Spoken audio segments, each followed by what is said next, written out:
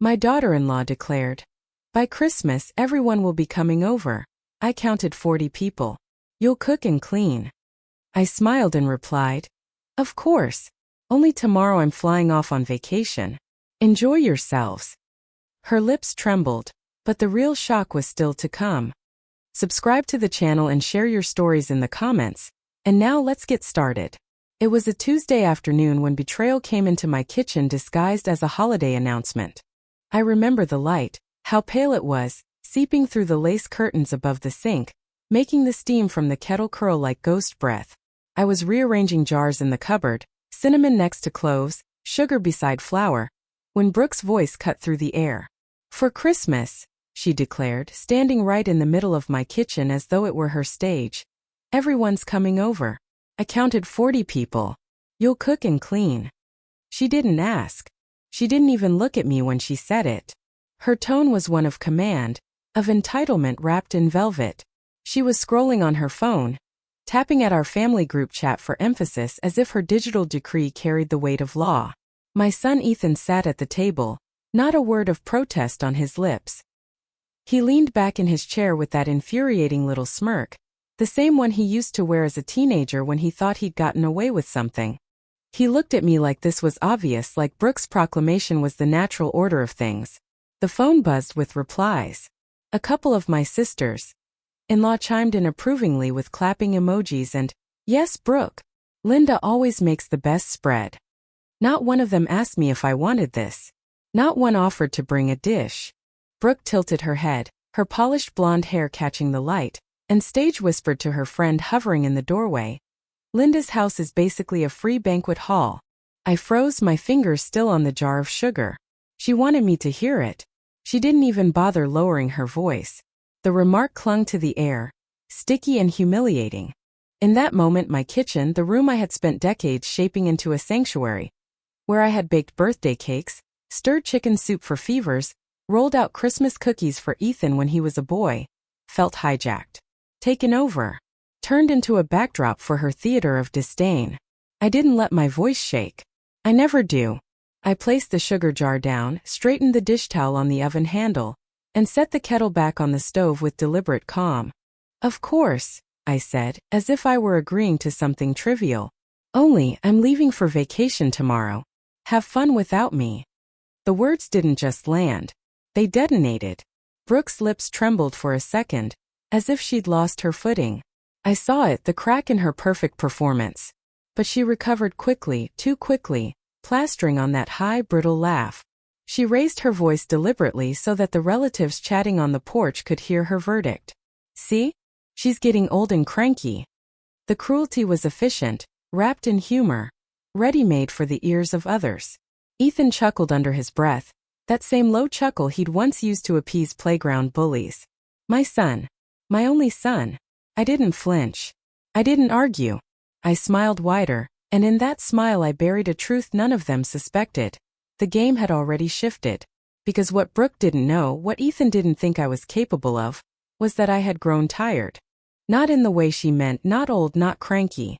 Tired of being used. Tired of watching my home, my money, my years of sacrifice turned into their stage props. They thought Christmas was theirs to claim. They thought my silence meant compliance. But I had already chosen a different script. The kettle began to whistle, a sharp, rising cry that filled the space between us. I poured the boiling water over the tea leaves, inhaled the earthy steam, and felt something inside me harden into resolve. For years, I had let Brooke chip away at my patience with her sly remarks, her smirks, her little digs disguised as jokes. For years, I had swallowed Ethan's silence, his cowardly refusal to step between his mother and his wife. For years I had let them take money, time, effort, dignity. But not this year. This Christmas I would not be their servant. I would not be their free caterer, their background help, their convenient old woman to mock when it suited them. I sipped my tea and held my smile because the real shock, the one that would peel the smugness off Brooke's face and wipe the smirk from Ethan's lips, was still ahead. My name is Linda Hale. I have lived in this house for 42 years. I buried my husband 20 years ago. And since then the only thing that kept me standing was routine and generosity. Grief is a silent weight, you don't fight it head on. You carry it by distracting your hands, Sweeping floors, watering flowers, baking pies. That is how I survived. I built a rhythm for myself. Sunday mornings I baked a pie, sometimes apple, sometimes peach if the season allowed. Mondays I delivered slices to the neighbors who lived alone. I donated to the church pantry when I could. I slipped small bills into envelopes for the children of struggling families. My life was simple, quiet, but it was stitched together with the belief that giving meant I still mattered.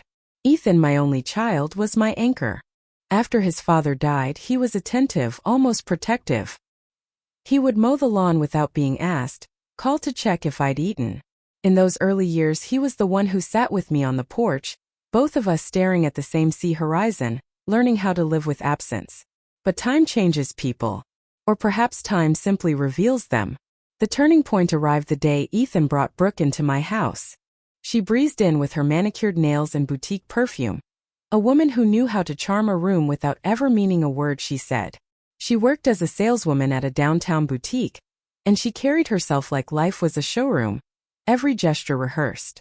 She shook my hand with a grip too tight, her smile dazzling yet hollow. At first I was grateful Ethan had found someone. She seemed eager to please, eager to belong.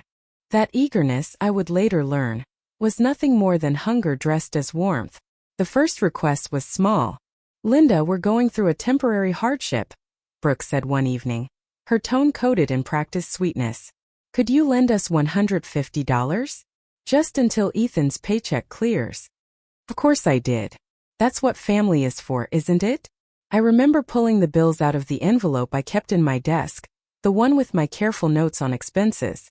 Brooke hugged me like she was sealing a contract, and Ethan murmured, "Thanks, Mom," as though it was no more remarkable than passing him a glass of water. The second request came only weeks later. "Linda, I hate to ask," Brooke sighed, pressing her palm to her temple as though she carried the weight of the world, "but I need medicine for my mother. Could I borrow your card for just a day?" A day. That word was a lie I swallowed whole. One day stretched into 2, then a week, then a month. When I gently asked for it back, Brooke laughed lightly and said, "Oh, silly Linda, we're family. It's safer if I keep it on me for emergencies. You hardly spend money anyway." Charges began to appear. At restaurants I had never visited, boutiques where I'd never set foot. A new pair of shoes here, a networking dinner there. Each time I questioned it, the response was the same. "You don't understand, it's for Ethan's career, it's for family, it's temporary." But temporary hardened into habit. I told myself it was fine. Ethan was building his future. Brooke was adjusting. I was the mother, the safety net. And isn't that what mothers do? I clung to that thought when I saw the spa charges. "It helps me look decent at Ethan's work events," Brooke insisted, as though my money was obligated to finance her appearance. I clung to it when she used my card to buy him suits, declaring, "A man's status depends on how he dresses, Linda.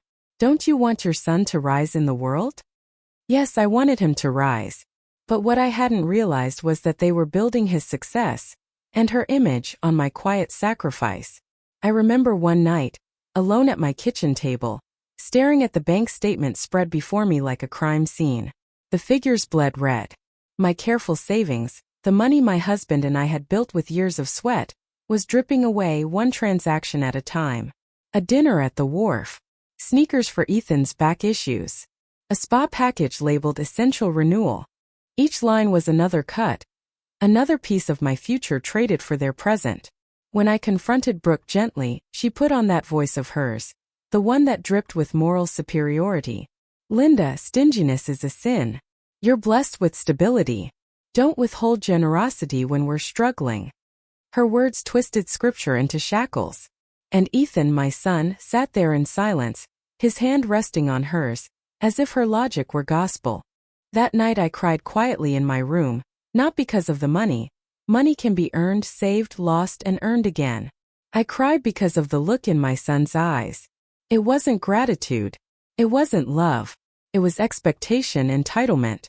As though I owed him my sacrifices. As though motherhood was a lifelong debt with no end. That was the first time I realized. What had beg n as help had calcified into obligation. And obligation, when left unchecked, becomes exploitation. In public, Brooke was sugar.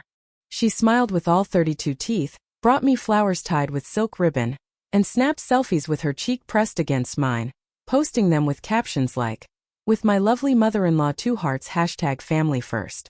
People scrolling on their phones probably thought I was adored, cherished. But if you looked closer, the flowers were the kind that wilted within a day, the kind discounted at the end of the market stall. The selfies were carefully staged. Brooke tilting her face toward the light, me caught mid-blink or mid-breath, made into the accessory for her image of devotion. But behind those captions were whispers. Behind that sugar was salt. At the church fair that autumn, she stood in front of the bake sale table I had organized, her voice pitched high enough to carry across the parish hall. "Do you realize," she told the women arranging raffle tickets, "that it will cost Linda hundreds of dollars to feed 40 people at Christmas? Maybe more. But she insists on tradition." The other women looked at me with wide, pitying eyes, as though I were too proud to admit my struggle. I said nothing. I smiled, offered them slices of my apple pie, and let Brooke bask in the glow of her false martyrdom. Another day in the supermarket, I stood squinting at the labels on the shelf. My eyesight has been weakening, age does that. Brooke slid her manicured hand over mine, took the card from my wallet and announced loudly, "Poor Linda, her eyesight's weak. I'll help." She swiped my card at the register with a flourish, as though she were rescuing me from my own incompetence. The cashier gave me a sympathetic look, and I wanted to explain I can still read fine print, I just take my time. But the words lodged in my throat. I let her have her performance. At home, the performances were crueler. She rattled off lists of things Ethan needed. Always Ethan, never herself. "He needs a new suit, Linda. For his career. Image is everything." Or, "He needs new sneakers, the old ones hurt his back." Sometimes, "He needs a massage package.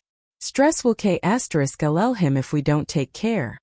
But the packages were always for 2. The spa appointments were under her name. The restaurant receipts showed wine she preferred. Not Ethan. I knew it. And she knew that I knew. If I questioned, even gently, her eyes would narrow, her tone would harden. "Stinginess is a sin, Linda," she would say, her voice rising so Ethan could hear in the next room. "A true Christian mother supports her son without complaint. Family is sacrifice." And Ethan? He never defended me. Not once. He sat silent, his head bent, pretending to scroll through his phone while Brooke twisted guilt into a noose around my neck. Every outing became a stage. At birthdays, Brooke would toast to our generous Linda, who always provides. People clapped. I smiled through the heat rising in my chest. At Thanksgiving, she insisted on carving the turkey with Ethan, their hands overlapping on the knife, while she announced loudly that she had bought the bird, of course. I knew the charge had come from my card. But who would contradict her in front of a dozen relatives? It wasn't just money. It was the way she turned me into a character in her story. The stingy old woman if I refused. The generous benefactor if I gave in. Always a role, never a person. I started to dread the buzzing of my phone. Each message from Brooke was not a conversation, but a command. "Transfer $300. Ethan needs to take a client out tonight. Linda, can you cover this bill until next Friday? We're tight this week. Don't worry, we'll pay you back." But repayment never came. One evening, I sat in my living room while they scrolled through their phones on my sofa. Brooke laughed at a photo, turned the screen to Ethan, and whispered something that made him smirk. I caught the words. "She doesn't even notice." I wanted to ask, "Notice what?" But I swallowed it down. My silence had become their camouflage. What hurt most wasn't the money slipping away. It was the erosion of respect. The way Brooke *P***nized my kindness in public, the way Ethan allowed it, the way my identity was shrinking, reduced to a bank account, a cautionary punchline, a photo prop. I was the one who had worked double shifts after my husband died to keep Ethan in school. I was the one who had sold my jewelry piece by piece to pay for his tuition when scholarships weren't enough. I was the one who had kept the lights on, the heat running, the meals warm. And now at 58, I was being paraded as a senile fool with weak eyesight, as a woman too stingy to know how to love her own son. The truth settled heavy on me that night. I had raised a son who no longer saw me as his mother. Brooke had taught him to see me as a resource. And he had learned quickly. The deeper their smiles grew in public, the deeper my account slipped into the red. But red ink doesn't stay hidden forever. And soon the numbers themselves would scream what I already felt. This wasn't generosity anymore. This was theft with a polite smile. And I was complicit in my own undoing. The call came on a Wednesday morning, while I was kneeling in the garden, trimming the dry leaves from my geraniums. The sun was pale, half hidden by a bank of clouds, the kind of light that makes everything look faded. My knees ached from crouching, but I felt calm there, hands in the soil, the earth grounding me. That was when the phone rang, its shrill sound slicing through the stillness. "Mrs. Hale," a polite voice said when I answered. "This is Susan from Capital First Bank. We're calling to confirm 2 recent transactions. $980 at Tech Barn Electronics and $420 at Velvet and Lace Boutique. Were those yours?" For a moment I thought I had misheard. The garden seemed to tilt. My hands, still dirty with soil, clutched the phone tighter. "No," I said slowly, each word a stone. "I'm in my garden. I haven't bought anything today." "Tech Barn? Velvet and Lace?" "Yes, ma'am. Both charges processed this morning. One in downtown Portsmouth, one in Trenton." Trenton.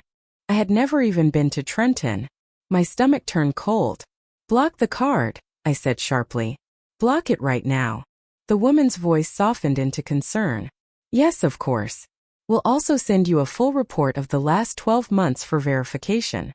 Will that be acceptable?" I hung up, my heart pounding. The air smelled suddenly sharp, metallic, as though betrayal itself had a scent. I looked down at the geraniums, their leaves trembling in the breeze, and thought, so it begins. That evening, I sat at the kitchen table with the envelope the bank had couriered over. My hands trembled as I slid it open. The report was thick, pages upon pages of transactions. I spread them across the table like a deck of cursed cards. The first page was familiar. Groceries, utilities, small donations. But then the pattern shifted. There were cash withdrawals at 1 a.m., $300 at a bar ATM near the harbor, multiple charges in Trenton restaurants, boutiques, rideshares. I froze when I saw one line, 2 simultaneous charges, one at a seafood restaurant in Portsmouth, another at a designer boutique in Trenton, both marked at 7:43 p.m. The same minute. Impossible unless someone had a duplicate card. The truth sharpened. My breath caught. I stood, went to the living room, unlocked the small safe where I kept important papers, bank statements, my husband's death certificate, a few heirlooms. And there, slipped between folders, was a sheet of paper that stopped my blood, a photocopy of my bank card. Both sides. Numbers clear. Security code sharp. And at the top, in neat handwriting that I recognized too well, Brooke's handwriting, was a note. For emergencies. I sank into the armchair, the paper shaking in my hand. Emergency. That was her word for it. Emergency dinners. Emergency spa packages. Emergency nightclubs at 2 a.m. Emergency boutiques in cities I'd never visited. I stared at that photocopy and understood. This wasn't thoughtlessness. This wasn't a young couple being careless with money.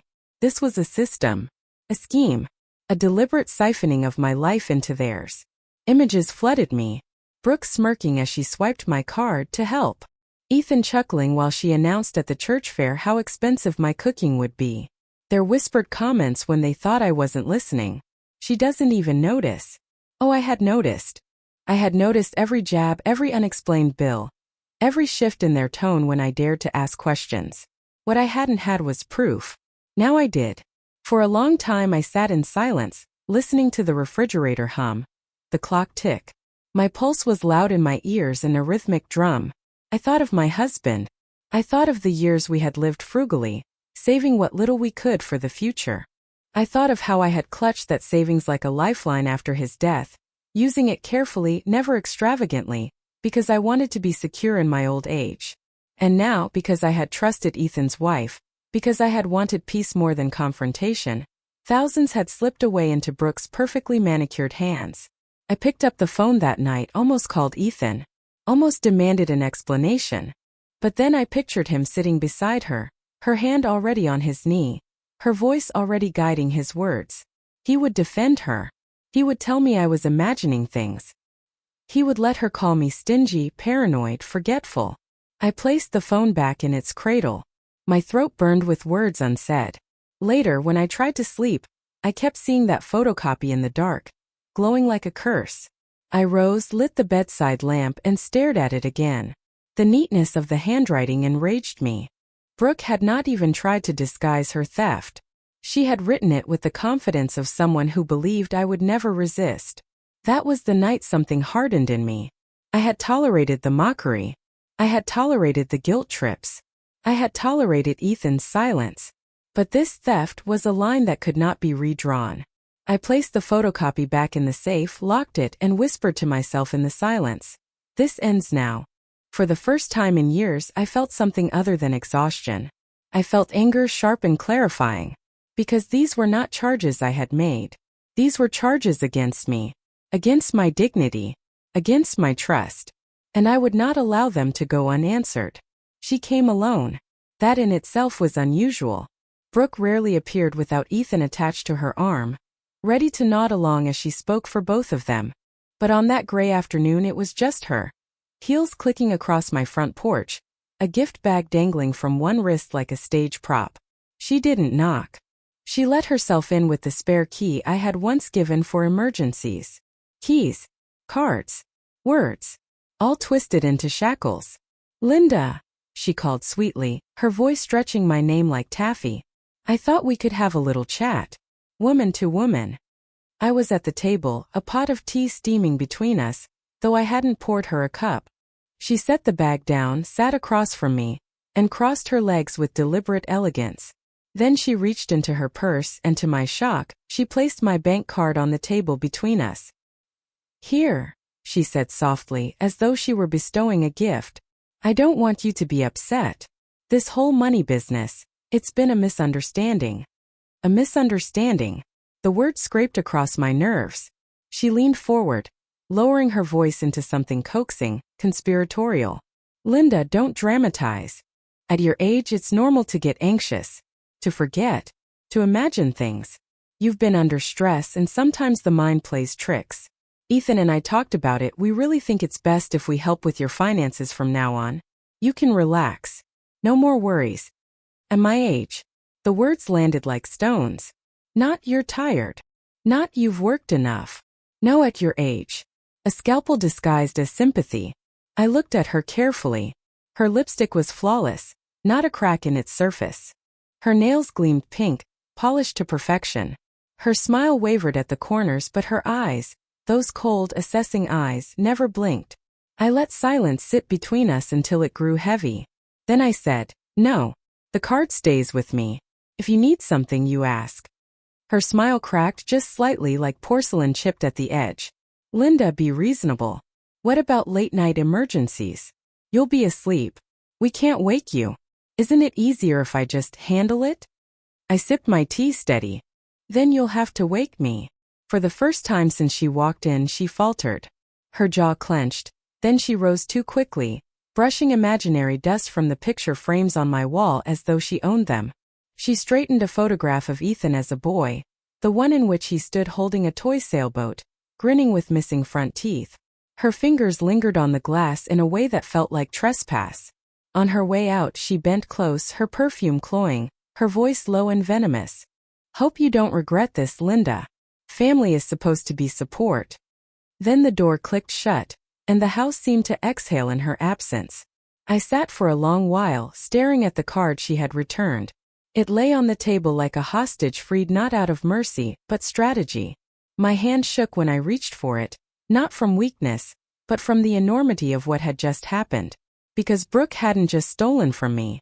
She was rewriting me, recasting me as incompetent, senile, confused. At your age, she had said, her words thick with the cruelty of dismissal. That night, for the first time in my life, I unplugged the phone. The silence was jarring, almost frightening but also liberating. I brewed chamomile tea, carried it to my bedroom, and left the card locked in the drawer of my nightstand. Lying in bed, I listened to the unfamiliar quiet. No phone buzzing, no Brooke's voice booming through speakerphone, no Ethan's mumbled justifications. Just the sound of my own breath. And in that silence, I realized how long it had been since I had slept without fear of interruption. Sleep didn't come easily. My mind replayed every word of hers, every smirk, every dig. But beneath the fury there was clarity. A line had been crossed. Brooke was no longer just spending my money. She was trying to own my narrative. I closed my eyes and whispered into the dark. I am not confused. I am not anxious. I see everything. And for the first time in months I slept with the phone off the hook, guarding my solitude like the treasure it was. A week passed in uneasy quiet. No uninvited visits. No sudden appearances of Brooke's perfume in my hallway. I thought, for a moment, that perhaps the confrontation had frightened her off. But predators don't retreat. They recalculate. It was a Sunday morning when the next blow arrived. The church bells were still echoing through the neighborhood when my phone rang. Ethan's name flashed across the screen. For half a second I almost let it ring. Then, against my better judgment, I answered. "Mom," he began, his tone rehearsed. "We've been thinking. We don't want you to stress about money anymore. So here's what we'll do. Every month you'll just give us a set amount. A fixed allowance. That way, no more confusion, no more emergencies. You'll feel safer." The word snagged in my ear. Allowance. As if I were the child. As if I needed structure and they were my guardians. "How much?" I asked quietly, though I already dreaded the answer. "Not much," Ethan replied too quickly. $1,200 a month. That covers necessities. Nothing extravagant. $1,200. More than my late husband and I had spent on ourselves in a month when Ethan was still a boy under our roof. My breath tightened.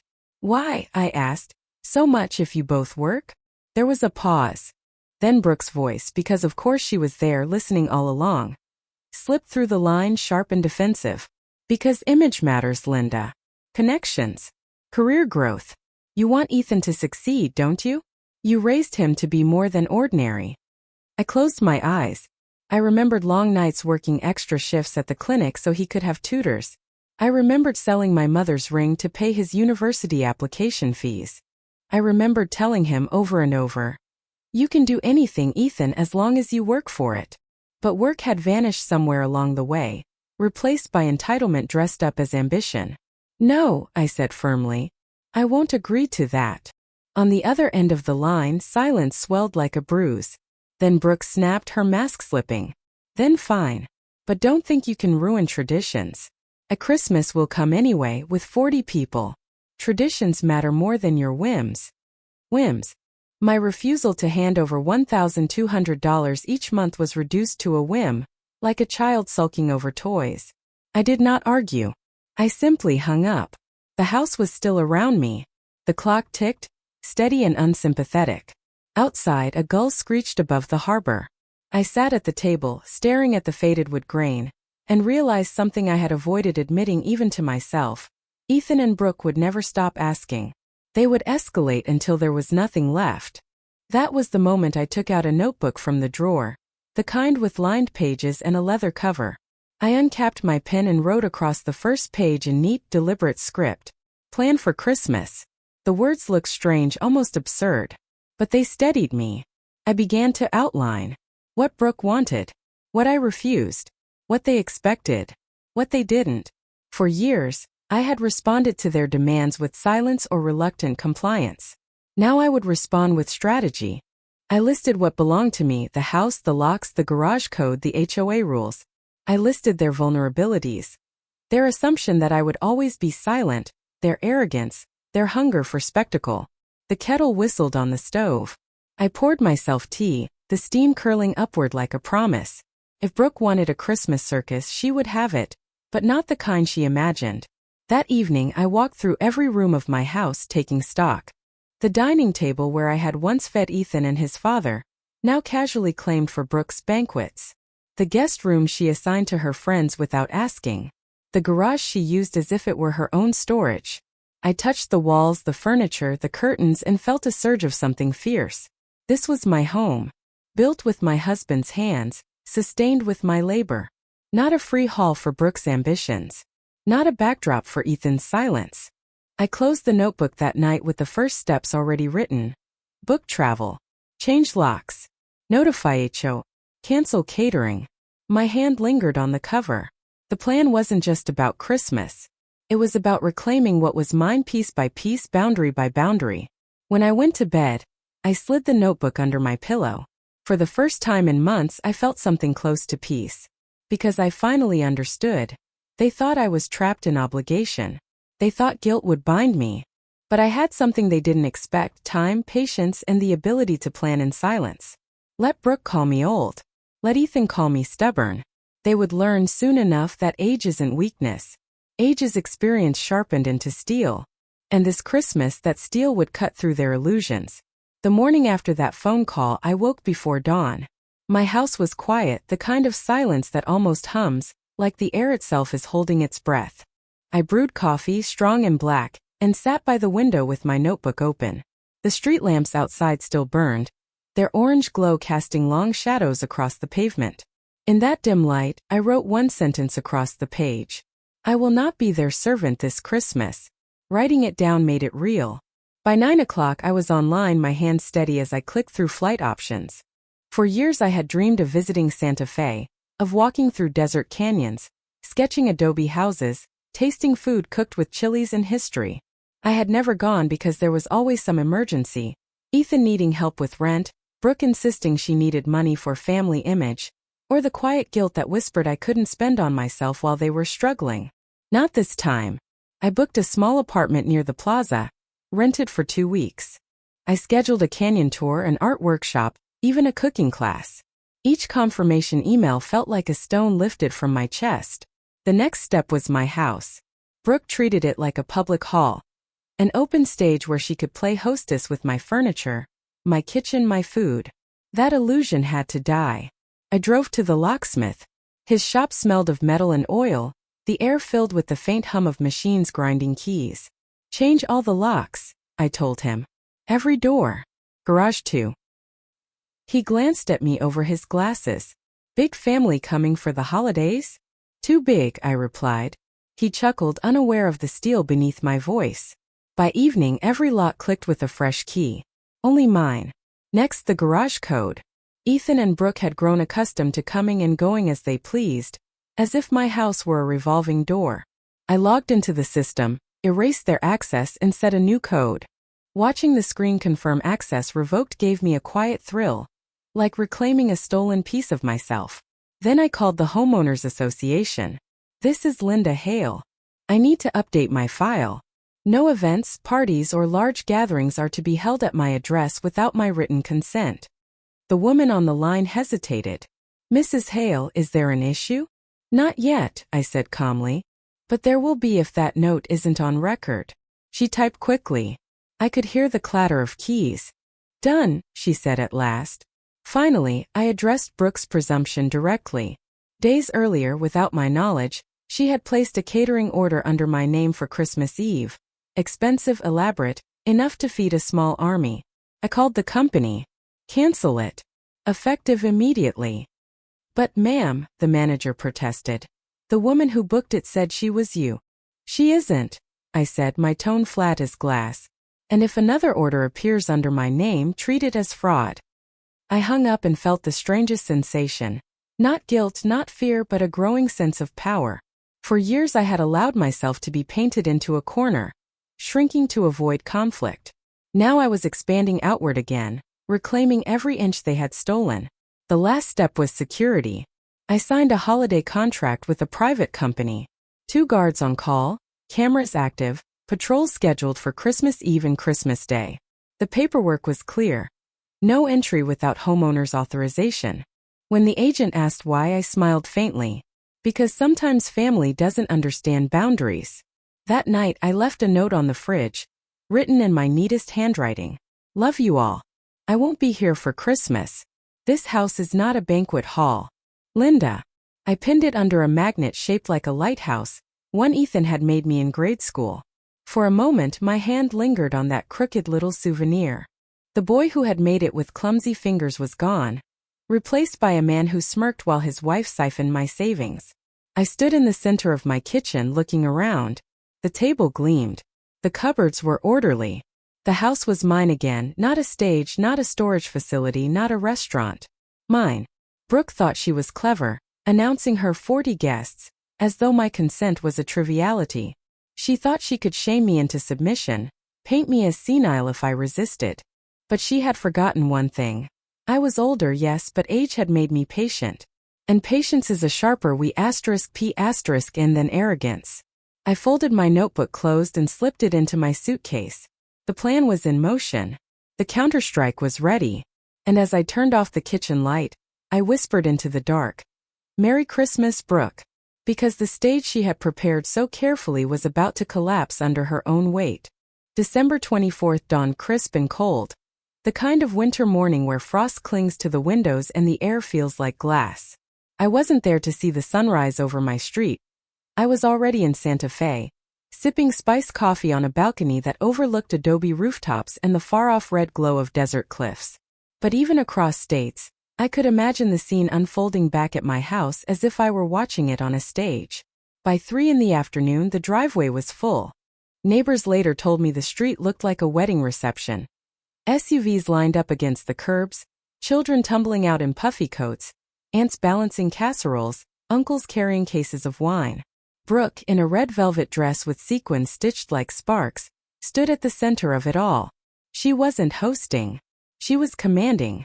"Tables on the lawn," she barked, her voice sharp enough to slice through the winter air. "Bar set up in the dining room. Kids can play in the bedrooms upstairs. Chop chop, people, let's make this quick." Her words cracked like a whip and people obeyed, some out of habit, others out of confusion. After all, who questions the bride of the sun, the supposed lady of the house? But the first obstacle came quickly. A uniformed guard from the security company approached, clipboard in hand.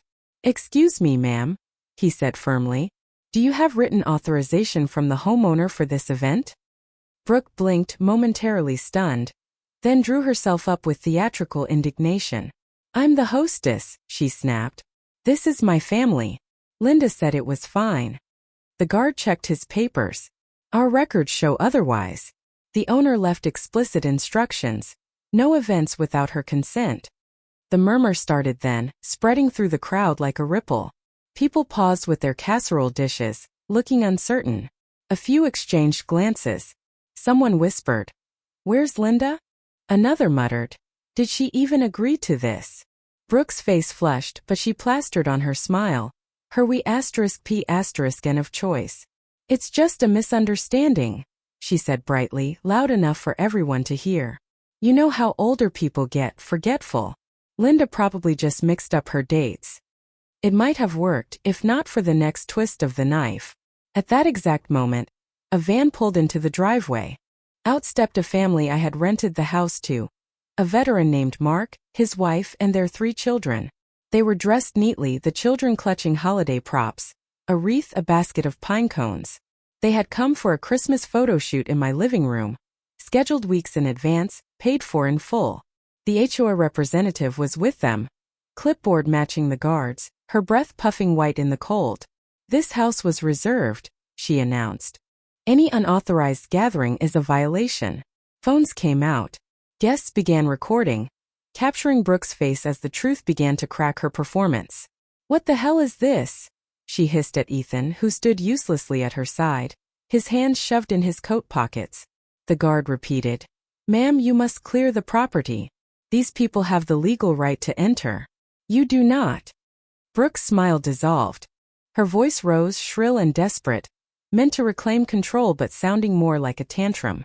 "Old age is ugly," she shouted, loud enough for the neighborhood to hear. "Linda is cranky, paranoid, selfish. She's ruined Christmas for everyone." But the words didn't land the way she wanted. They echoed in the air, brittle and hollow, while her sequined crown of self-importance slipped in the cold. People recorded, shaking their heads. A cousin muttered, "She planned all this without Linda?" Someone else whispered, "No wonder Linda's not here." And the veteran's family stood quietly, watching, waiting, their presence a silent judgment. By now the police had arrived, called by the HOA, who were done tolerating Brooke's charade. The officer, calm but firm, stepped forward. "This gathering has no authorization. You need to leave. Immediately." The camera phones caught everything. Brooke's face contorting between rage and humiliation, Ethan's smirk finally erased, children tugging on their parents' coats asking, Why can't we go inside? Brooke tried one last desperate act. She lifted her chin, her voice trembling but loud. Linda may own this house, but we are family. That makes it ours too. The officer's reply was cold as steel. No, ma'am. That's not how the law works. The veteran's youngest child asked innocently, Mommy, why is that lady yelling? And the crowd broke into uneasy laughter. Brooke's grand Christmas spectacle collapsed in real time, recorded on half a dozen phones, shared in whispers that would travel farther than she could imagine. Instead of being the hostess of the season, she became the villain of the neighborhood, caught shrieking on a porch that wasn't hers, fighting for control she had never possessed. And me? I was in Santa Fe, walking through a gallery of desert paintings, my phone buzzing with updates from my neighbor Ella, who documented everything. Each message was like a bomb, proof that my silence, my planning had been worth it. By nightfall, Brooke's 40 people had scattered into the cold, muttering ashamed, their casseroles unopened, their wine undrunk. The only guests who remained were the veteran's family, who carried out their photo shoot in peace, smiling in front of a tree that I had decorated weeks earlier, not for Brooke's spectacle, but for myself. And as I read Ella's final text that night, "It's over, Linda," she melted down in front of everyone. The whole street knows the truth now. I allowed myself a smile wider and truer than any I had forced in years. Because sometimes the best revenge is not shouting, not fighting, not matching cruelty with cruelty. Sometimes the best revenge is simply absence, leaving your enemies alone with their own emptiness, their own lies, their own collapse. That Christmas Eve, Brooke wanted a banquet hall. What she got instead was a stage, and on it she revealed herself completely. I thought the storm had passed after Christmas Eve.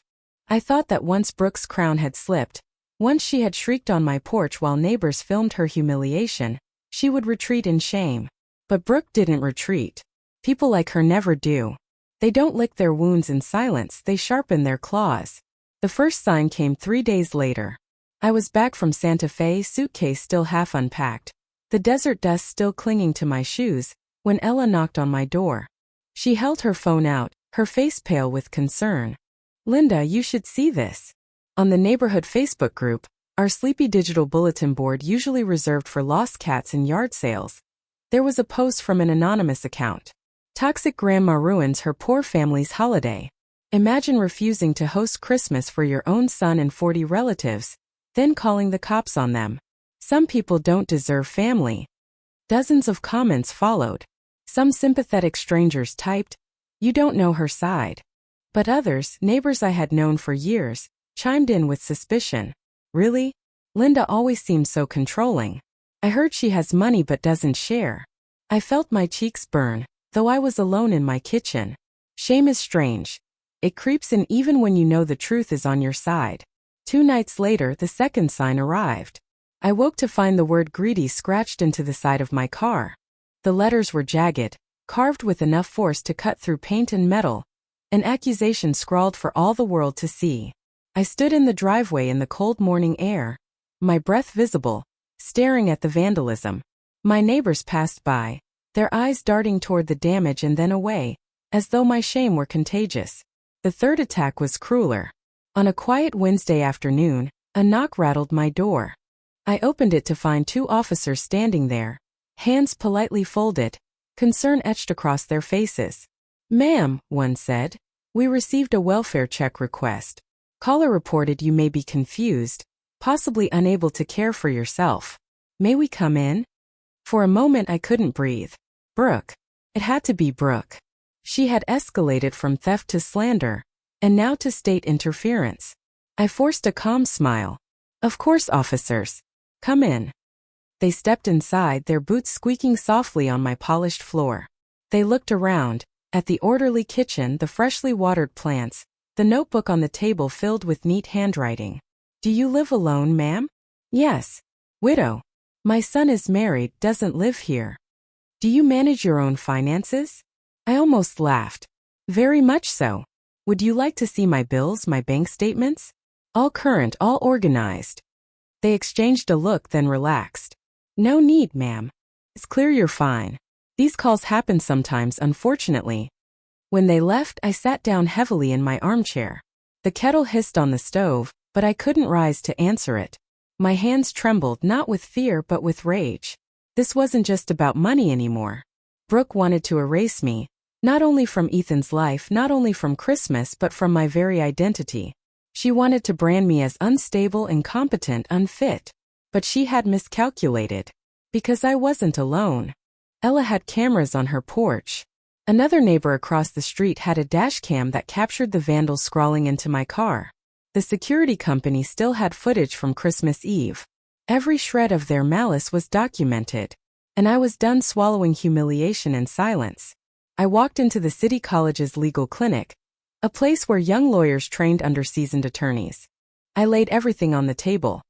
The bank withdrawals, the photocopy of my card with Brooke's handwriting, the catering order placed under my name, the HOA complaint, the Facebook smear posts, the vandalism photos, the police reports from the welfare check.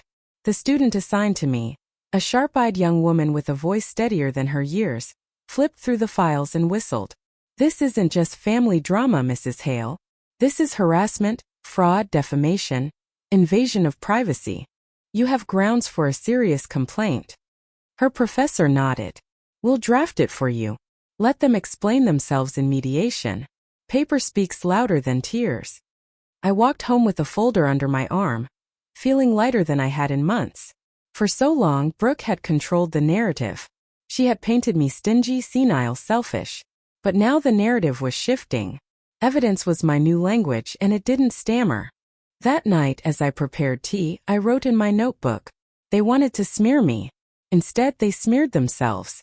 I placed the pen down, closed the book, and let the quiet settle around me. Brooke had wanted me erased. Instead, I had sharpened into someone indelible. The smear campaign wasn't an ending. It was an opening act. Because the next scene wouldn't be on my porch or in neighborhood gossip threads.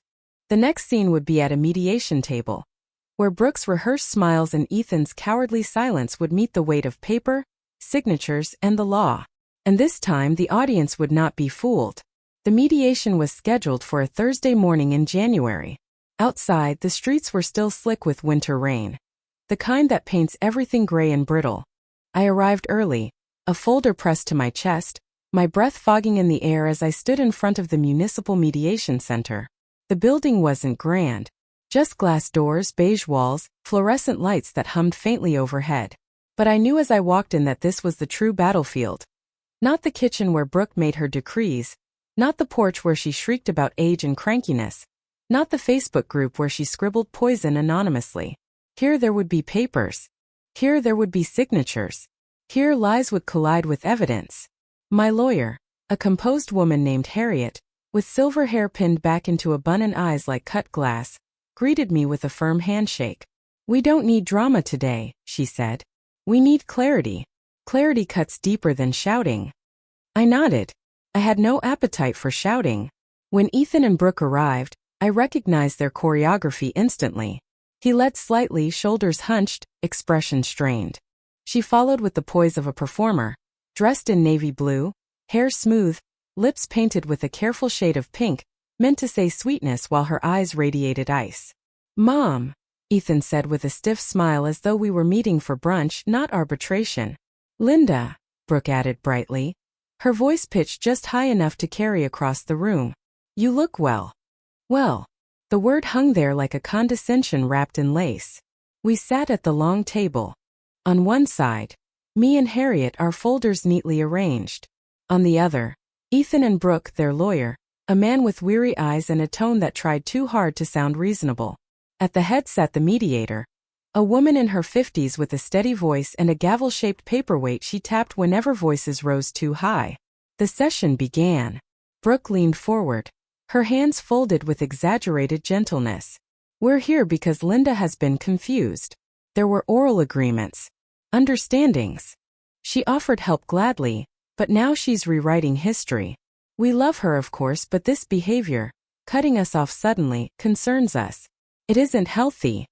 I felt Harriet's hand brush mine under the table, a silent reminder. Let them speak first. Their lawyer added smoothly, "It's common in families. Miscommunication, differing expectations. Ethan and Brooke have simply been trying to support an elderly parent who is under stress." I looked at Ethan. He kept his eyes on the table. The boy I had once raised to speak truth was now a man who hid behind his wife's voice. When they finished, Harriet opened our folder. One by one, she laid out documents across the table like evidence in a trial. First, the bank statements. Pages highlighted in yellow. Withdrawals at 1 a.m. Charges in cities I'd never visited. Can you explain how Linda could dine in Portsmouth while simultaneously shopping in Trenton? Harriet asked calmly. Brooke shifted, her smile tightening. It must be an error. Then came the photocopy of my bank card. Harriet slid it forward, pointing to the handwriting at the top. For emergencies. Mrs. Hale did not write this. Would either of you like to claim authorship? Brooke's face drained of color for a heartbeat, then flushed scarlet. That's private. Family matter. Fraud, Harriet corrected coolly. Not private. Criminal. Next, the HOA letters. Signed complaints about unauthorized events. Notes that my address could not be used for gatherings without written consent. The mediator scanned them, lips pressed tight. Harriet continued, her voice steady as a scalpel. Here are catering invoices placed under Linda's name. None authorized. Here are photos of Christmas Eve, security footage and neighbors' recordings. She pressed play on a tablet. The room filled with the sound of Brooke's own voice shrieking. Old age is ugly. The silence that followed was heavier than stone. Brooke tried to cry then, reaching for tissues from her purse. I was under stress.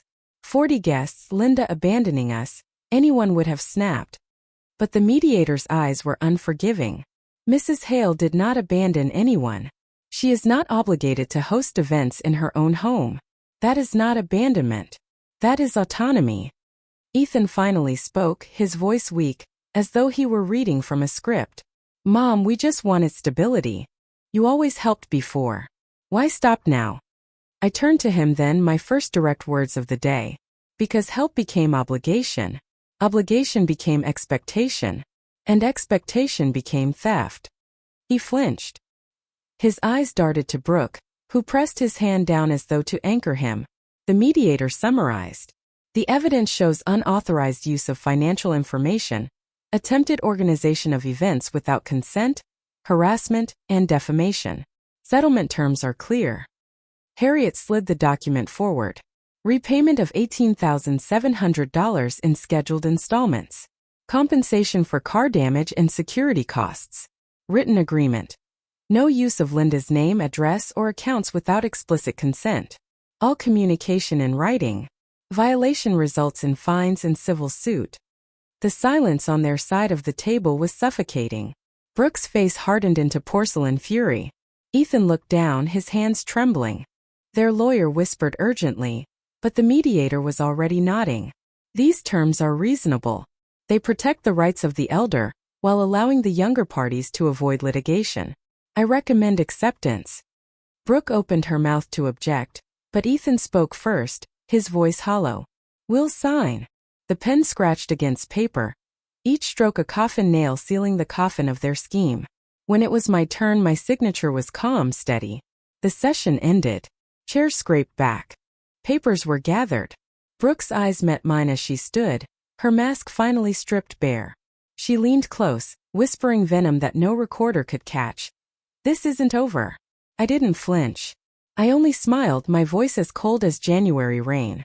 Yes, Brooke. It is. And when I walked out into the winter air, I felt taller, straighter, lighter than I had in years. Because justice hadn't come with shouting. It had come with proof, signatures, and the truth laid bare for all to see. And that truth had cut sharper than any of Brooke's lies. When I returned from Santa Fe, the desert still clung to me. The sketchbooks I carried were filled with adobe lines and canyon colors, shapes of cacti against sunsets so red they looked unreal. For 2 weeks I had been no one's mother, no one's servant, no one's wallet. Just a woman who wandered, drew, and breathed air that wasn't thick with demands. Coming home was strange. The house smelled faintly of cedar from the tree I had left standing, its ornaments gleaming quietly in the darkened living room. For once it wasn't a monument to exhaustion, decorated for others to trample through. It was mine, and it glowed softly in welcome. I set down my suitcase and stood still, listening to the silence. No Brooke barking orders, no Ethan trailing behind,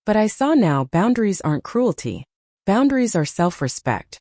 Christmas the next year was unrecognizable. No SUVs clogging the street.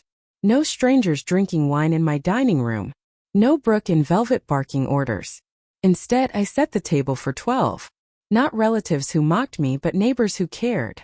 2 veterans who had been lonely since their families moved away. Ella, who had documented every smear.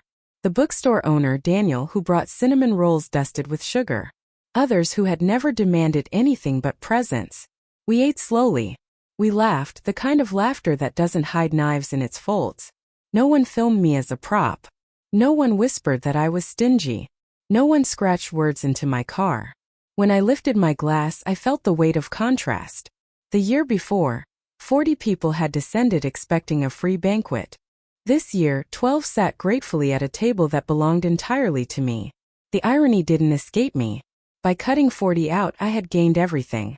After they left, I stood at the door, watching the snow fall soft across the street lamps. Inside, the house glowed with warmth, not because it was filled with family by obligation, but because it held people by choice. Later that night, my phone buzzed. A text from Brooke. Merry Christmas. Flat. Empty. No emojis. No warmth. Just 2 words brittle as glass. I replied with the same. Merry Christmas. Nothing more. Nothing less. I turned the phone face down and went back to my chair by the tree. The lights blinked, steady and calm, reflecting in the oak cutting board that Daniel had polished until it gleamed. For the first time in decades, Christmas felt mine. And I understood something. Freedom doesn't arrive wrapped in ribbons. It arrives in silence, in boundaries, in the absence of those who mistook your love for a bottomless well. I was not the same woman who had once whispered, of course, when Brooke announced her 40 guests. I was not the same mother who cried quietly at night because her son let another woman dictate the worth of her sacrifice. I was someone different now. I was someone who had walked away, come back, and set her table only for those who deserved a seat. 6 months passed after the mediation. Half a year of silence, half a year without Ethan's voice echoing through my phone only when money was needed. Half a year without Brooke's staged smiles or poisoned whispers. For the first time in decades, I lived without walking on eggshells, without calculating how much I could give before being accused of giving too little. Then one morning in June, a letter arrived. Not an email. Not a text. A letter. The envelope bore Ethan's handwriting, clumsy, hurried, The same slant he had as a boy when writing thank you notes I forced him to send after birthdays. Mom, I'm sorry. I was wrong. Can we meet? Just you and me. Without Brooke. In the park. Sunday 2 p.m. I read it twice, then folded it neatly. My chest ached, not with hope, but with the sharp reminder that even contrition can be strategy. Still I agreed. Not for him. For me. For the closure I deserved. The park was bright that day, sunlight filtering through green leaves, children's laughter drifting from the playground. I sat on a bench near the duck pond, the same one where I had once taken Ethan as a toddler, where he had run with bread crusts clutched in his tiny fists, tossing them to the water with delight. When he approached, I saw the years etched into him. His hair was thinning at the temples, his shoulders tense. He sat beside me slowly, leaving a careful distance, as though he feared my rejection might be physical. Mom, he began, his voice low. I know I let things get out of hand. I should have stopped Brooke. I should have protected you. I said nothing. The ducks glided across the pond, oblivious to us. He cleared his throat. I miss you. I turned to look at him, then really look. This was the boy I had raised alone. The boy I had sacrificed every spare penny for. The boy I had believed would one day be my comfort in old age. And yet, sitting there, I saw not a son, but a man shaped by greed and silence. A man who had let his wife carve my dignity into pieces. Do you? I asked quietly. Do you miss me, Ethan? Or do you miss what I gave you? He flinched. It's not like that anymore. I studied his face. There was sincerity in his eyes, perhaps. Or maybe just exhaustion. But sincerity now was ashes. I had burned too long to warm him again. I love you, I said finally. But access to my life and my house is now on my terms. Not yours. Not hers. Mine. He looked down at his hands, knotted together. He nodded once, slowly. He knew the truth of it. We sat in silence a while longer, talking about weather, about how quickly his cousin's children were growing, about nothing that mattered. The kind of small talk strangers share on a bus. Then he stood, said goodbye, and walked away across the grass. I didn't watch him leave. I looked instead at the pond, the ducks cutting ripples into the water. That Christmas my house looked different again. I decorated quietly, simply. I set the table for 12, not 40, not even 20.